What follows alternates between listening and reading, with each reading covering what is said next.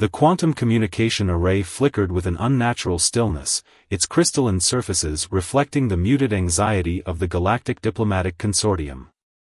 Ambassador Krelvax adjusted his iridescent diplomatic robes, his four-fingered hands trembling almost imperceptibly. Humanity was coming to the table.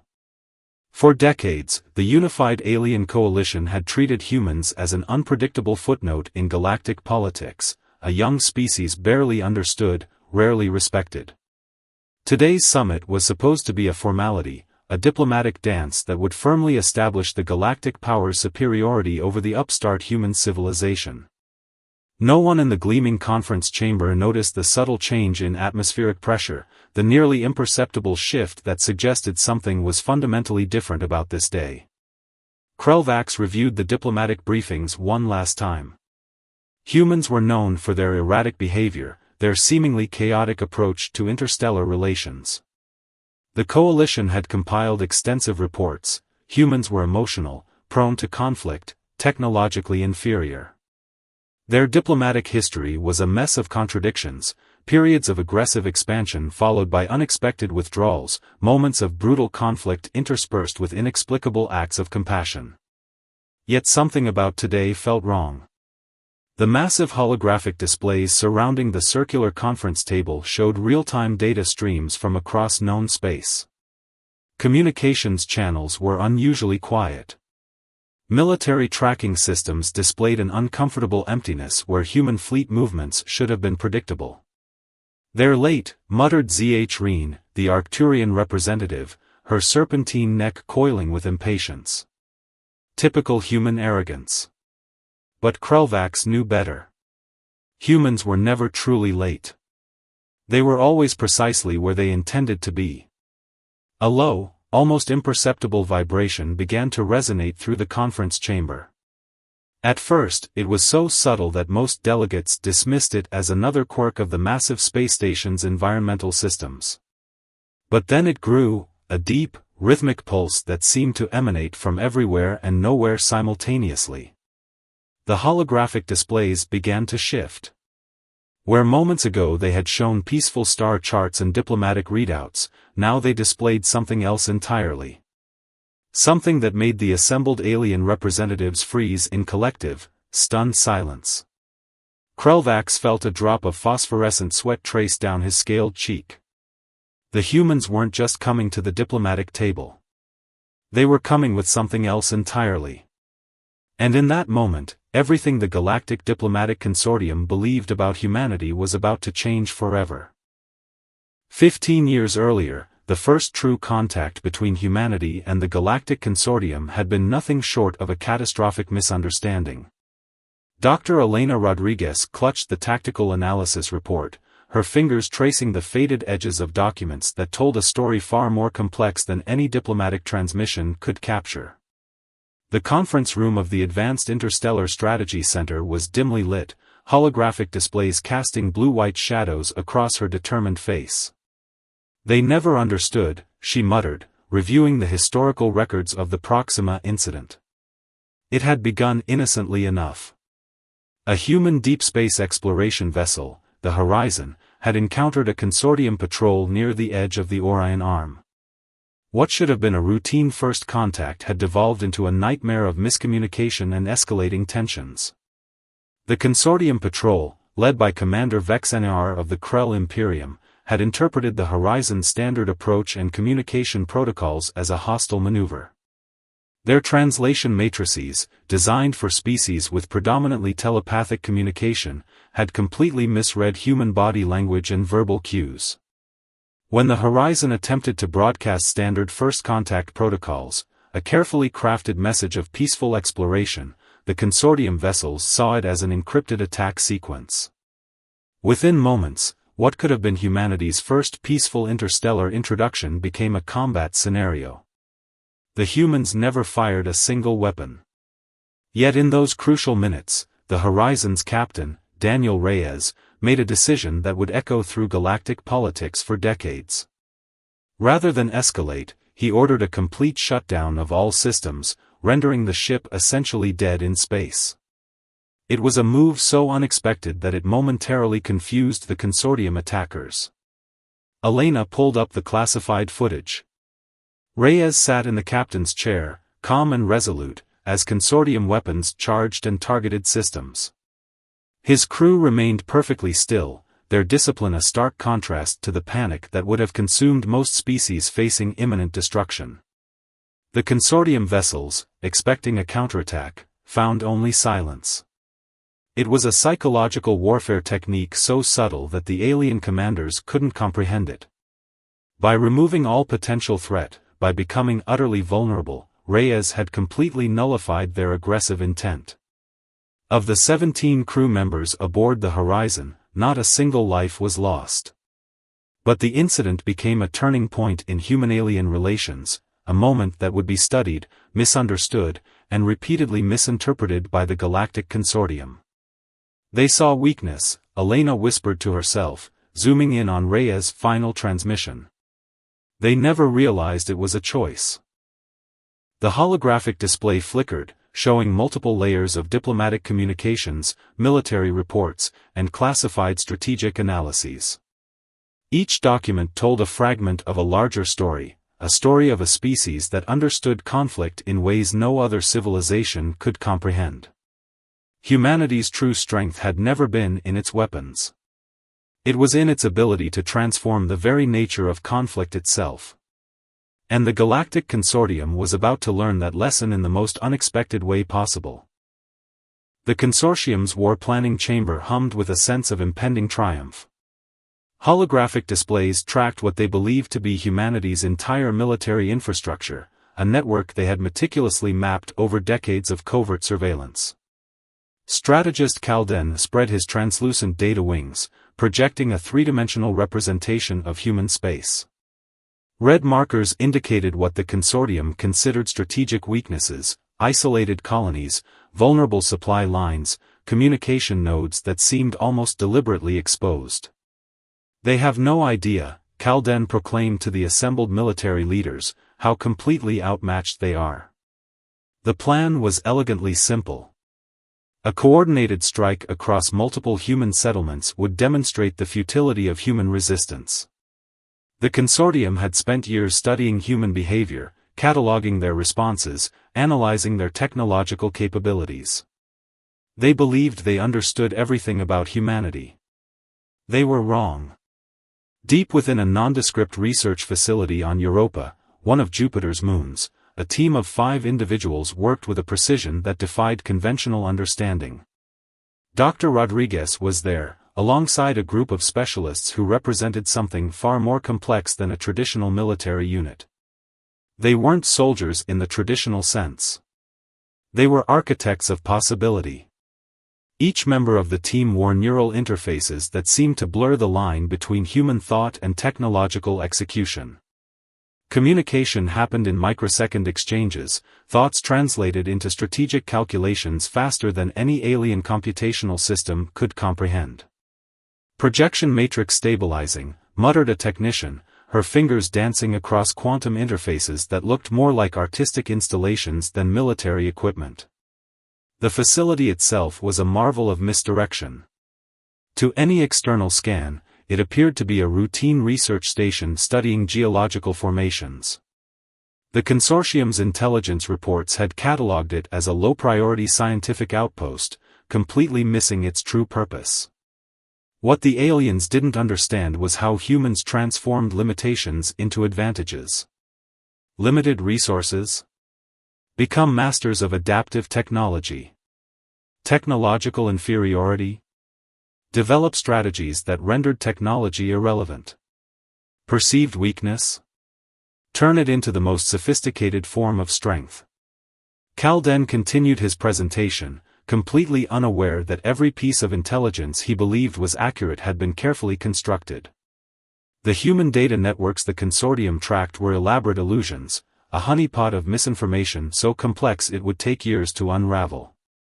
The human colonies in the Kepler sector are particularly vulnerable, Calden explained, pointing to regions he believed were isolated and defenseless. We will strike here, here, and here. Their response will be fragmented, ineffective. The human colonies in the Kepler sector are particularly vulnerable, Calden explained, pointing to regions he believed were isolated and defenseless. We will strike here, here, and here. Their response will be fragmented, ineffective.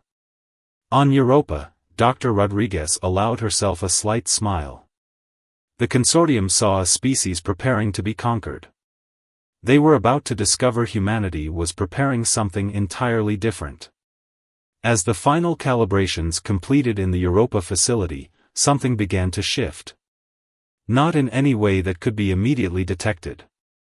Not through conventional sensors or predictive algorithms. But something was definitely changing. And when it changed, nothing would ever be the same again. The first indication that something was wrong came not with a bang, but with an impossible silence. Across the consortium's vast communication network, a ripple of uncertainty spread. It began at the periphery, minor communication nodes going dark, backup systems failing in ways that defied standard failure protocols.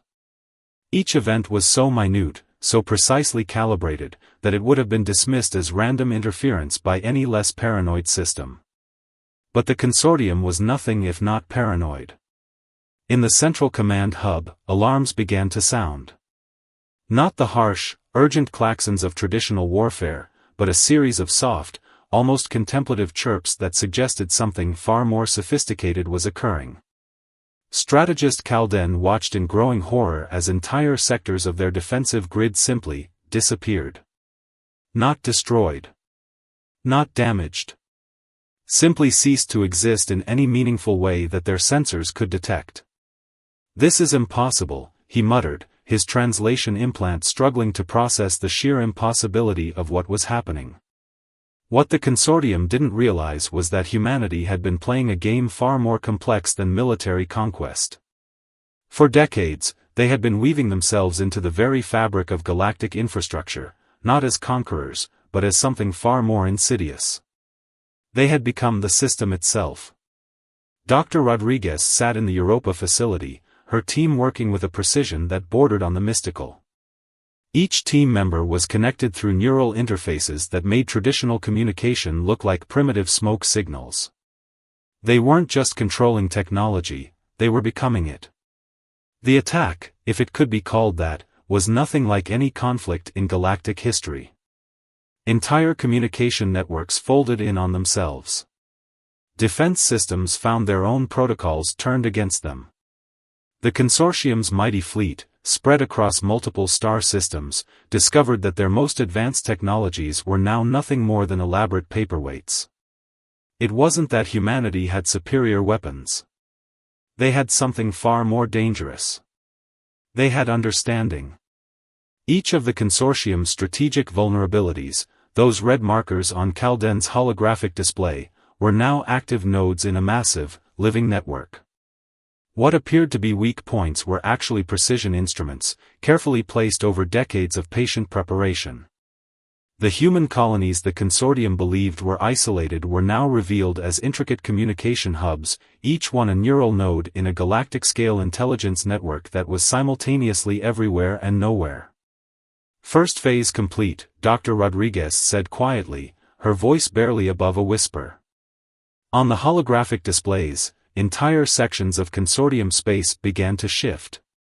Not through violent destruction, but through a kind of technological origami, systems folding, reconfiguring, becoming something entirely new. The consortium had prepared for war. Humanity had prepared for something else entirely. And now, the real conversation was about to begin. In that moment, every assumption about conflict, about power, about the very nature of interaction between civilizations, was about to be rewritten. The moment of true crisis arrived not with thunderous explosions, but with a silence so profound it felt like a living thing. Across 317 star systems, the consortium's most advanced command structures simultaneously experienced what could only be described as a collective existential breakdown. Their most sophisticated AI systems, designed to predict and counter any possible threat, simply stopped, not crashed, not failed, but ceased to function in a way that suggested they had been fundamentally redefined. Strategist Kalden found himself standing in the central command chamber, watching as holographic displays transformed before his eyes. What had moments ago been strategic battle maps now looked like living landscapes of information, shifting, breathing, evolving in real time. "This isn't an attack," he whispered, a revelation cutting through years of military conditioning. "This is a conversation." The human approach defied every military doctrine the consortium had ever developed. They weren't destroying systems, they were fundamentally reimagining them. Deep within the Europa facility, Dr. Rodriguez and her team worked with a precision that blurred the line between technological intervention and collective consciousness. Each team member was connected through neural interfaces so advanced they made traditional communication look like primitive Morse code. "Quantum entanglement stabilizing," murmured a technician, her fingers dancing across interfaces that looked more like abstract art than military equipment. What the consortium failed to understand was that humanity had been preparing for this moment for decades. Not through weapon development, but through something far more sophisticated, a complete reimagining of conflict itself. The attack, if it could even be called that, was simultaneously happening everywhere and nowhere. Communication networks folded in on themselves. Defense systems found their own protocols turned into intricate puzzles. The consortium's mighty fleet discovered that their most advanced technologies were now nothing more than elaborate thought experiments. Each of their strategic vulnerabilities was now an active node in a massive, living network. What appeared to be weak points were actually precision instruments, carefully placed over generations of patient preparation. Kalden watched in growing horror and fascination as entire sectors of consortium space began to shift. Not through violent destruction, but through a kind of technological origami, systems folding, reconfiguring, becoming something entirely new. The human colonies that the consortium had believed were isolated and vulnerable were now revealed as intricate communication hubs. Each was a neural node in a galactic-scale intelligence network that was simultaneously everywhere and nowhere. "Secondary protocol initiating," Dr. Rodriguez said quietly, her voice barely above a whisper. The true brilliance of the human strategy wasn't in destruction. It was in transformation. They weren't conquering. They were communicating in a language so advanced that it appeared like total system manipulation to those who couldn't comprehend it. The consortium had prepared for war. Humanity had prepared for understanding. And in that fundamental difference lay a chasm wider than any star system, deeper than any conflict in galactic history. As the last of the consortium's defensive systems began to reshape themselves, one thing became terrifyingly clear. Nothing would ever be the same again. The aftermath was nothing like anyone had anticipated. As the last echoes of the human intervention faded, the consortium found themselves in a state of profound uncertainty. What had begun as a planned military operation had transformed into something that defied every known principle of conflict, diplomacy, and technological interaction. Strategist Kalden stood in the central chamber, surrounded by holographic displays that now pulsed with an almost organic rhythm. The systems that had once represented military might now looked like intricate neural networks, living and breathing with an intelligence that seemed to transcend traditional understanding. "We were never going to fight you," Dr. Rodriguez's voice emerged from a communication channel that seemed to exist simultaneously everywhere and nowhere. "We were going to help you understand." The key revelation was both simple and profound: humanity had not attacked the consortium. They had initiated the most comprehensive communication event in galactic history. Each disrupted system was not a point of destruction, but a point of translation. The human intervention had essentially rewritten the fundamental communication protocols that had kept different species isolated and misunderstood for generations. What the consortium had perceived as an invasion was actually the most sophisticated diplomatic mission ever conceived. The neural interfaces developed in the Europa facility were more than just technological marvels. They were bridges, translation mechanisms that could convert not just language, but entire conceptual frameworks. Decades of misunderstandings, cultural barriers, and fundamental misconceptions were being unraveled in moments. Calden watched as entire sectors of consortium space began to reorganize. Defensive systems that had been primed for conflict now hummed with a different energy, one of curiosity, of potential understanding. The human colonies that had seemed isolated were revealed as carefully placed communication nodes. Each was a nexus of information, a point of cultural and technological exchange that had been meticulously prepared over generations. "We've been watching," Dr. Rodriguez continued, her voice carrying a weight of patient understanding. "Waiting for the right moment to show you that conflict is just a failure of communication." The true nature of the human intervention became clear. It wasn't about conquest or destruction. It was about connection. Technological systems that had been rigid and isolated now began to flow into each other, creating hybrid networks that defied previous understanding. Military protocols transformed into diplomatic interfaces. Defensive algorithms became channels of mutual understanding. The consortium was experiencing something beyond technological intervention. They were witnessing a fundamental reimagining of interaction itself.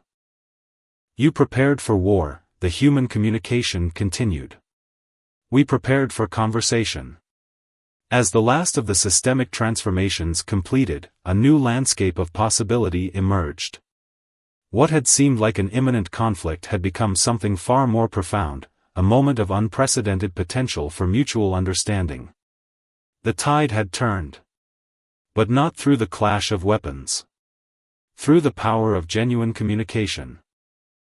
30 years after what would come to be known as the quantum diplomatic intervention, Dr. Rodriguez sat in a small museum dedicated to interstellar communication, watching the next generation of diplomats and scientists prepare for their first deep space missions. The world had changed. Not through conquest, but through understanding. What the museum's displays didn't capture was the profound simplicity of what had truly happened during those critical moments when humanity could have chosen conflict but instead chose communication. The exhibits showed technological achievements, quantum communication networks, and diplomatic breakthroughs. But they missed the human heart of the story. She remembered the moment everything changed. It wasn't about superior technology or military might. It was about the willingness to listen, truly listen, when every instinct suggested preparing for war. The consortium had approached humanity with fear, seeing only potential threats. Humanity had responded not with weapons, but with the most sophisticated translation mechanism ever conceived, empathy. Their intervention had been an elaborate, galaxy-wide conversation. Every disrupted system, every seemingly aggressive network reconfiguration, was actually a complex attempt to bridge fundamental differences in perception, communication, and understanding. The greatest weapon, Dr. Rodriguez often told her students, is not the one that destroys, but the one that connects. The young diplomats listened, their eyes reflecting an understanding that their predecessors had struggled to comprehend. They had grown up in a galaxy where communication was seen as an art form, where differences were celebrated rather than feared. The museum's central exhibit told the story of how humanity had transformed galactic interaction. Not through military conquest, but through a radical reimagining of conflict itself. They had shown that true strength lies not in the ability to destroy, but in the capacity to understand. In the corner of the museum, a holographic display cycled through the key moments of the intervention. To the untrained eye, it looked like a complex dance of technological systems. But those who understood knew it was something more profound, a conversation so deep, so nuanced, that it had rewritten the fundamental rules of interspecies interaction. Dr. Rodriguez reflected on the core lesson, a lesson that transcended technology, species, and time itself. Conflict is simply communication waiting to be understood. The young diplomats gathered around her, eager to hear the wisdom of someone who had been at the forefront of humanity's most significant diplomatic achievement. She looked at them, seeing not just the future of interstellar relations, but the embodiment of a fundamental truth.